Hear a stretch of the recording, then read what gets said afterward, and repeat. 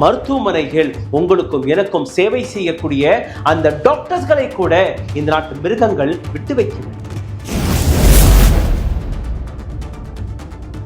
36 மணி நேரம் வரை கண் விழித்து இந்த நாட்டு மக்களுக்காக சேவை செய்தது அந்த பெண் செய்த தவறு.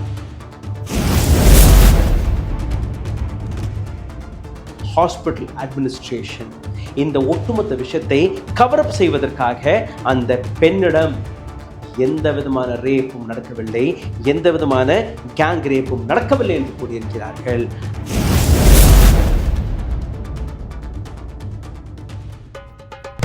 Karim's biryani paradise at liberty and catering services, கோடம்பாக்கத்தின் அறுசுவை அடையாளம்.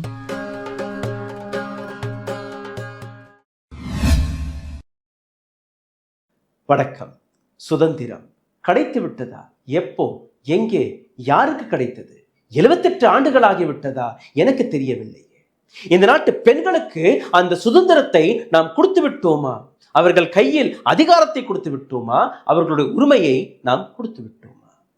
வீடாக இருக்கட்டும், பள்ளியாக இருக்கட்டும், அல்ல ஆபீசஸ்களாக இருக்கட்டும், இன்னும் சொல்ல போனால் மருத்துவமனைகள் உங்களுக்கும் எனக்கும் சேவை செய்யக்கூடிய அந்த டாக்டர்ஸ்களை கூட இந்த நாட்டு மிருகங்கள் விட்டு வைக்கவில்லை. இந்த பெண்ணுடைய தவறுதான் என்ன?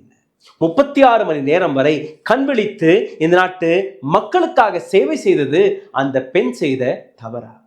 மருத்துவமனையில் இருக்கக்கூடிய அதிகாரிகள் கேள்வி எழுப்புகிறார்கள், அந்த நேரத்தில் ஏன் அந்த பெண்மணி அந்த இடத்திற்கு போனாள் என்று. இடத்தை கொடுத்தீர்களா?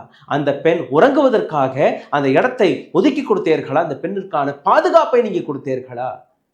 அவுத்து விட்ட மிருகங்கள் ஒவ்வொரு இடத்திலும் வலம் வந்து கொண்டிருக்கிறார்கள். அதிலிருந்து ஒரு மிருகம் 31 வயதான இந்த பெண் மீது எந்த அளவில் தாக்குதலை நடத்தியிருக்கிறான் என்று ஒரு முறை பாருங்கள்.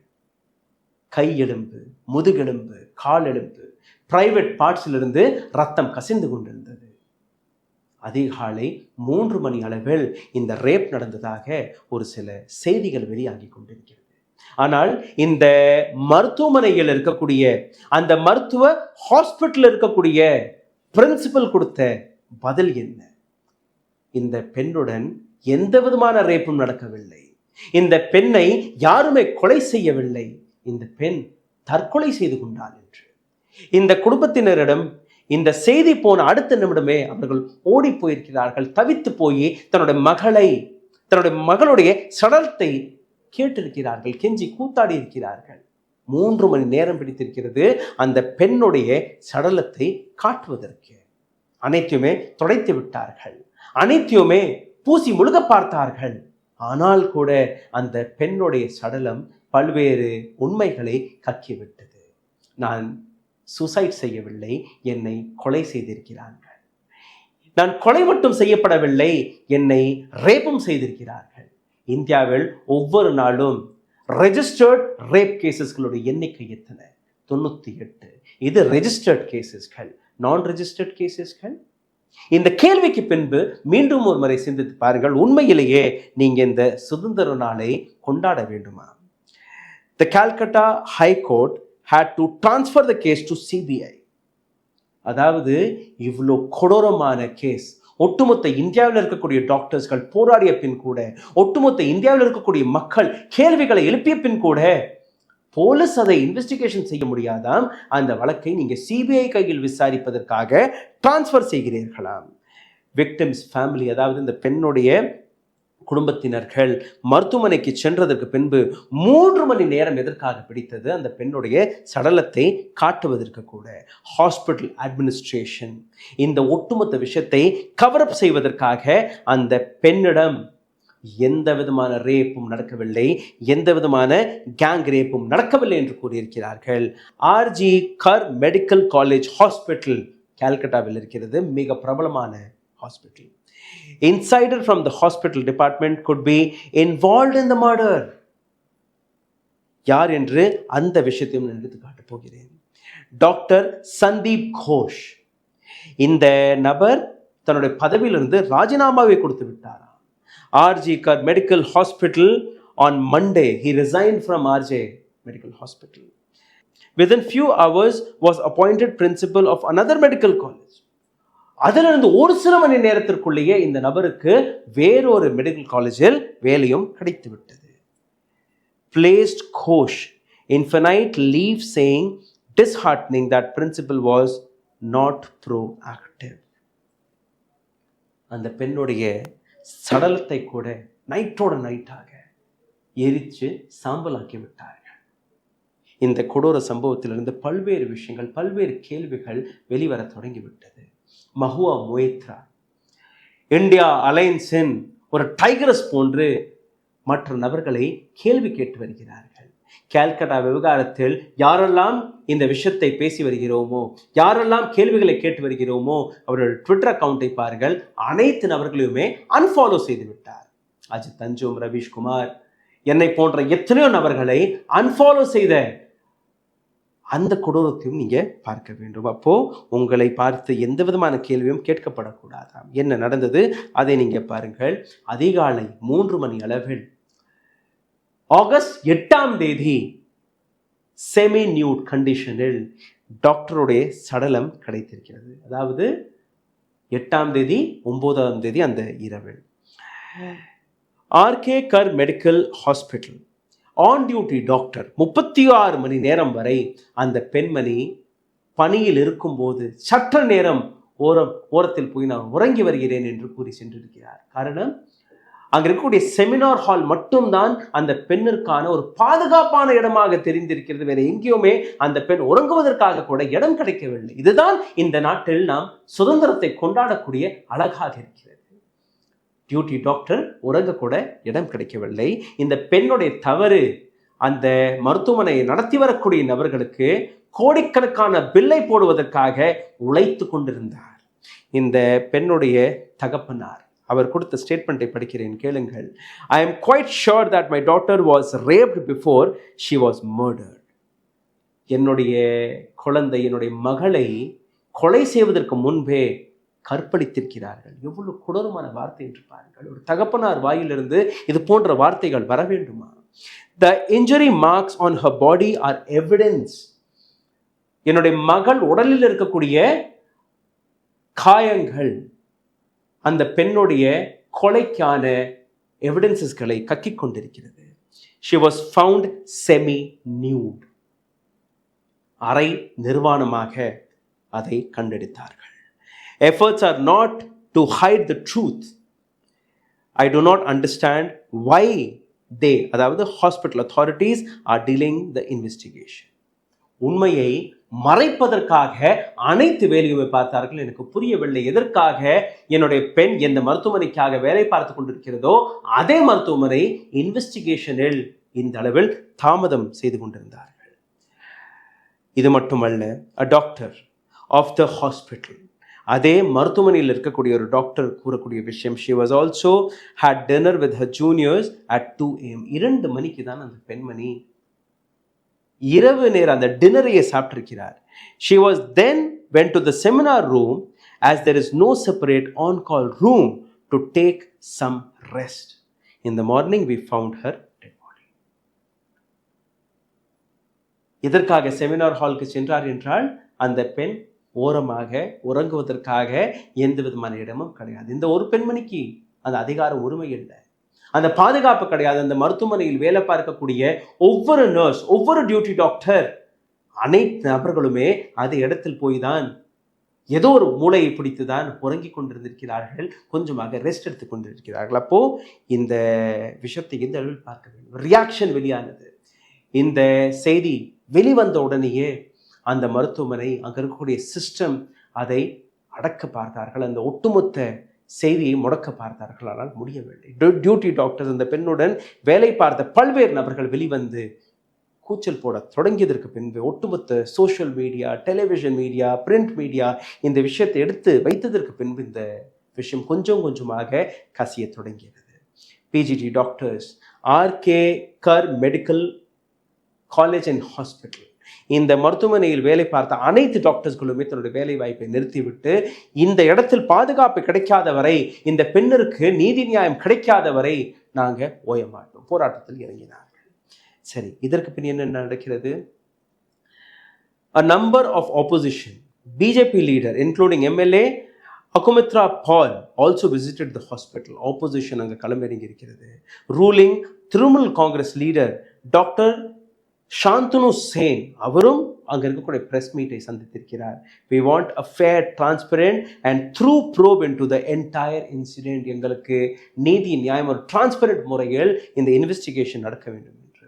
Mamata Banerjee administration has always been favored of safety and security of women. Mamata Banerjee அரசாங்கம் ஒவ்வொரு முறையும் பெண்களுக்கான பாதுகாப்பு, டிரான்ஸ்பரன்சி, சேஃப்டி, செக்யூரிட்டிக்காக. இதுதானா அந்த அழகு? ஒரு டியூட்டி டாக்டருக்கு கூட அங்கே எந்த விதமான பாதுகாப்பும் கிடைக்கவில்லை. யார் இந்த நபர்? அதையும் நான் உங்களுக்கு எடுத்து காட்டுகிறேன். சஞ்சய் ராய் என்கிற இந்த நபர். இந்த நபருடைய வயது 33. Civic volunteer, friends of police, 4 முறை திருமணமாகிவிட்டது. பான் எடிக்ட் இந்த நபர். இந்த நபருக்கு மருத்துவமனையில் எங்க போக வேணாலும் ஒரு அனுமதி கிடைத்ததா? எப்படி வேணாலும் எங்கே வேணாலும் போகலாம் வரலாம். எப்படி நீங்க அந்த அனுமதியை கொடுத்தீர்கள்? இந்த நபர்தான் இந்த பெண்ணுடைய குற்றவாளி என்றும் நிறுத்துகிறார்கள். PGT female doctor identified the culprits from CCTV footage. அங்க வேலை பார்த்த பெண் டாக்டர்ஸ், நர்சஸ்கள் இந்த நபருடைய ஐடென்டிட்டியை சிசிடிவியை பார்த்துதான் எடுத்து காட்டியிருக்கிறார்கள். Police said that recovered a torn part of Bluetooth ear led the culprit. அந்த சடலத்துக்கு பக்கத்தில் ஒரு ப்ளூடூத் இயர்ஃபோன் இருந்திருக்கிறது. அந்த இயர்ஃபோன் தான் முதல் அடையாளமாக பார்க்கப்பட்டது. அதற்கு பின்பு இந்த சிசிடிவி ஃபுட்டேஜும் காட்டியிருக்கிறார்கள். இந்த நபரை 40 நாட்களுக்கான ஜுடிஷியரி கஸ்டடிக்கு அனுப்பிவிட்டார்கள். இந்த நபர் மீது செக்ஷன் 64 ரேப், 103 மர்டர் போன்ற பாரதிய நியாய சங்கீதா என்கிற இந்த புதிய திட்டத்திற்கு கீழே வழக்கையும் போட்டிருக்கிறார்கள். நீதிபதி ஆகஸ்ட் 23ஆம் தேதி இதை பற்றி விசாரிப்பாராம். சரி, சஞ்சய் ராயை பற்றி நீங்கள் கேட்டீர்கள். இந்த ஒட்டுமொத்த விஷயத்தில் ஆட்டோஸ்பை, அதாவது போஸ்ட்மார்ட்டம் ரிப்போர்ட் என்ன எடுத்து காட்டுகிறது? இனிஷியல் ஆட்டோஸ்பையில் நீங்கள் பார்த்தீர்கள், அதாவது போஸ்ட்மார்ட்டம் ரிப்போர்ட்டில் நீங்கள் பார்த்தீர்கள்னா, the victim was murdered after the sexual assault. அதாவது ரேப் நடந்ததற்கு பின்பு இந்த மர்டர் நடந்திருக்கிறது.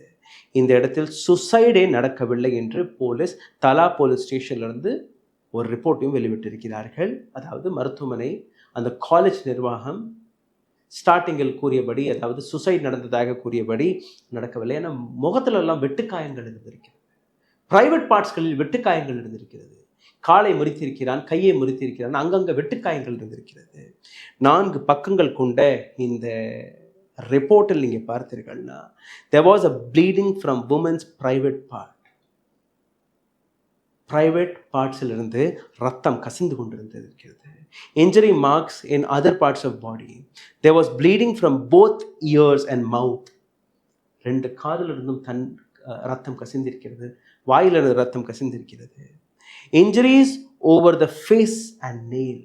முகத்தில் காயங்கள், நெகங்களில் காயங்கள். The victim was also bleeding from her private parts. She also injured on her belly, left leg, neck, her hand, right hand, ring finger, lips. வலது கை, ring finger, உதடுகள், கால், கை, எங்கெல்லாம் நீங்கள் நினைக்க பார்க்க முடியவில்லையோ அங்கே எல்லாமே இந்த காயங்களை நீங்கள் பார்த்துக்க முடியும். 2 lady witness, the woman's mother, were present during the autopsy which was conducted on camera. அங்கே இருக்கக்கூடிய டாக்டர்ஸ் போராடியதுக்கு பின்பு, கேமராவிற்கு முன்பு இந்த ஆட்டோஸ்பை நடந்திருக்கிறது. அவருடைய தாயாருக்கு முன்பு இந்த ஆட்டோஸ்பை நடந்திருக்கிறது. Another senior officer of Calcutta Police said the crime took place between 3 AM and 6 AM. Police record படி 3 மணிலிருந்து காலை 6 மணி அந்த அளவில் இந்த மர்டர் நடந்திருக்கிறது, இந்த ரேப் நடந்திருக்கிறது. Her neck bone was found broken. கழுத்தை கூட உடைத்திருக்கிறான். It seems that she was first strangled and then smoothed to death. We are waiting for full report of autopsy which will help us in identify the culprits. அப்போ இந்த பெண்ணை அந்த ஒரே நபர் தான் கொன்றானா? இந்த கேள்வியும் அந்த பெண்ணின் குடும்பத்தினர்கள் எடுத்து வைக்கிறார்கள். ஒரு நபரால் இந்த அளவில் கொடூரமாக கொல்ல முடியாது, நிச்சயமாக இது ஒரு கேங் ரேப்பாக இருக்கும் என்கிற ஒரு விஷயத்தை எடுத்து வைக்கிறார்கள். இதுதான் இன்வெஸ்டிகேஷனும் ஒவ்வொன்றாக எடுத்து காட்டி வருகிறது. சிஎம் ஆஃப் வெஸ்ட் பெங்கால் மம்தா பானர்ஜி சனிக்கிழமை அன்று இதற்கான மிகப்பெரிய கோரிக்கை எடுத்து வைத்திருக்கிறார். அதாவது இந்த கல்பிட்டை சாதாரணமாக விடக்கூடாது, ஹேங் டில் டெத், கொலை தண்டனை மட்டும்தான் இந்த நபருக்கு கிடைக்க வேண்டும் என்கிற அந்த விஷயத்தை அவர் எடுத்து வைக்கிறார். இந்த நாடு முழுவதும் இதற்கான போராட்டங்கள் வெடித்தது. டெல்லி, மும்பை, கால்கட்டா, தமிழ்நாடு அனைத்து இடங்களிலுமே இந்த போராட்டங்கள் வெடித்தது. இதற்கு பின்பு நான் உங்களுக்கு இன்னொரு டேட்டாவை எடுத்துக்காட்ட ஆசைப்படுகிறேன். என்சிஆர்பி வெளிவிடக்கூடிய டேட்டா. இந்த டேட்டாவை நீங்கள் பார்த்தீர்கள் உங்களுக்கு புரிய வரும். இந்த நாட்டில் இருக்கக்கூடிய அதிகமான கிரைம் அகேன்ஸ்ட் உமன் 2022 வெளிவந்த இந்த ரிப்போர்ட்டை நான் உங்களுக்கு எடுத்து காட்டுகிறேன். 5 ஸ்டேட்கள், உத்தரப்பிரதேஷ், மகாராஷ்டிரா, ராஜஸ்தான், வெஸ்ட் பெங்கால், மத்திய பிரதேஷ், இந்த 5 மாநிலங்களில் மிகப்பெரிய அளவில் பெண்களுக்கு எதிரான குற்றங்கள் நடந்து கொண்டிருக்கிறது. இந்த குற்றங்களில் நீங்கள் பார்த்தீர்களா, National Crime Record Bureau of India வழியாக 2020ஆம் ஆண்டு 3,71,503 கேசஸ்கள் இருந்து அது அப்படியே இன்க்ரீஸ் ஆகி 2022ஆம் ஆண்டு வரை 4,45,256 உயர்கிறது. இது மட்டுமல்ல, உத்தரப்பிரதேசத்தில் மட்டுமே பெண்களுக்கு எதிராக ரெஜிஸ்டர்ட் கேசஸ்கள் மற்றும் நான் ரெஜிஸ்டர்ட் கேசஸ்களை பற்றி நான் பேசவில்லை. 65,743 கேசஸ்கள் 2022. மகாராஷ்டிராவில் 45,331 கேஸ், ராஜஸ்தானில் 45,058 கேஸ். இந்த அனைத்து கேசஸ்களும் நீங்கள் பார்த்தீர்கள்னா மர்டர், ரேப், கேங்ரேப் போன்ற கேசஸ்கள் 62க்கும் மேற்பட்ட கேசஸ்கள் வெறும் உத்தரப்பிரதேசத்தில் மட்டுமே நடந்துள்ளது. இதே போன்று நீங்கள் பார்த்தீர்கள்னா worst rate of crime cities, நகரங்கள், ஒவ்வொரு நகரத்தையும் பிரித்து காட்டியிருக்கிறார்கள். Jaipur number 1, New Delhi number 2, Indore number 3, Lucknow number 4, Kanpur number 5. இந்த இடங்கள், இந்த நகரங்களில் எந்த அளவில் பெண்களுக்கு எதிராக கிரைம்ஸ் நடக்கிறது அந்த கிராஃபை நீங்கள் பார்த்து கொண்டிருக்கிறீர்கள். குரோல்டி பை ஹஸ்பண்ட், ரிலேட்டிவ்ஸ், கணவர் அல்ல கணவருடைய சொந்தக்காரர்கள், மாமியார், மாமனார் கொடுமை, இது போன்று நீங்கள் பார்த்தீர்கள்னா 31.4% கேசஸ்கள் ரெஜிஸ்டர் ஆகியிருக்கிறது. பெண்கள் கிட்னாப் செய்வது, அப்ஸ்காண்ட் செய்வது, அதை நீங்கள் பார்த்தீர்கள்னா 19.2%. Assault on women 18.7%, rape 7.1%. அனைத்துமே அரசாங்கத்துடைய ரெக்கார்ட் மட்டும்தான். ராஜஸ்தானில் ரேப் கேசஸ்கள் மட்டுமே 5,399 கேசஸ்கள், உத்தரப்பிரதேசத்தில் 3,690 கேசஸ்கள், மத்திய பிரதேசத்தில் 3,029 கேசஸ்கள், மகாராஷ்டிராவில் 2,904, ஹரியானாவில் 1,787 கேசஸ்கள். Delhi is again the most unsafe city. இந்த நாட்டு தலைநகரம் டெல்லி அன்சேஃப் சிட்டியாம். இங்கே தான் பிரைம் மினிஸ்டர் இருக்கிறார், இங்கே தான் அனைத்து யூனியன் மினிஸ்டர்கள் இருக்கிறார்கள், இங்கிருந்து தான் இந்த நாட்டை நடத்தி வருகிறார்களாம். அதே இடத்தில் பெண்கள் பாதுகாப்பாக இல்லை. சிந்தித்து பாருங்கள், எதற்காக நாம் இந்த சுதந்திர நாளை கொண்டாட வேண்டும் என்று. நன்றி, வணக்கம். ஊடகம் கார்ப்பரேட் அரசியல்வாதிகளின் கைப்பாவையாக, அடிமைகளாக இருந்தது போதும். இனி சாட்டை எடுத்து சுழற்றும் நேரம் வந்துவிட்டது. ஊடகம் பொதுமக்களாகிய உங்களுக்காக, உங்களாலேயே இயக்கப்பட வேண்டும். ஊடக சுதந்திரத்திற்காக உங்களின் பங்களிப்பை இன்றே அளித்திடுங்கள்.